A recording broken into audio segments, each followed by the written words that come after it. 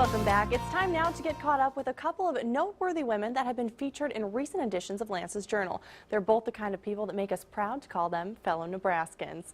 Here's Lance Schwartz with the update. Lance? Thank you, Kim. I've seen it time and time again over the past decade. 1011 viewers just never cease to amaze me with their kindness and generosity. Back in January, I told you the story about a parking lot attendant in downtown Lincoln that was dedicated to helping the homeless. Jodi Wilbur was running out of yarn until 1011 viewers came to her rescue in a very big way. In the last 5 months since this story aired in January, I have received at least one skein of yarn every week from everywhere. Jodi Wilbur was going to have to give up knitting hats, gloves, and scarves for the homeless before the avalanche of yarn got underway. I had people that came just specifically to bring me yarn. Jodi says the response to her story on 1011 has been overwhelming. It's been absolutely phenomenal.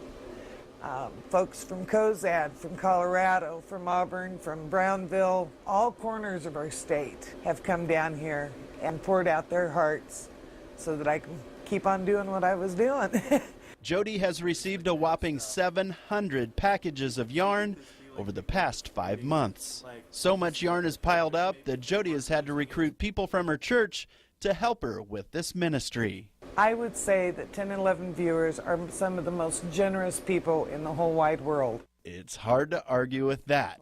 Now to a story I told you about in December of 2010. Are you ready? Karen Grove had been fighting cancer in different parts of her body since 2000. In 2010, Karen's husband Todd was directing and she was performing in the Christmas musical. The cancer was being held at bay. Sadly, it has now returned to her heart. We went to many doctors here in Lincoln, in Omaha, and all of them, once again, said, we're out of options. There's nothing you can do. I'm so sorry. But true to form, Karen is not done fighting yet, and she's found a Philadelphia hospital that will hopefully save her life. The doctors are willing to try it. This fearless 53-year-old is the epitome of perseverance. I think so much of it has to do with where your focus is.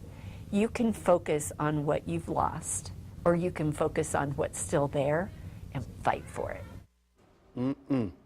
Karen remarkably has undergone 16 cancer-related surgeries since 2000, and her church is asking for your help this weekend. Capital City Christian Church will hold a fundraiser for Karen tomorrow, beginning at 4 in the afternoon. All proceeds from the event will help the Groves live in Philadelphia while Karen receives radiation to her heart.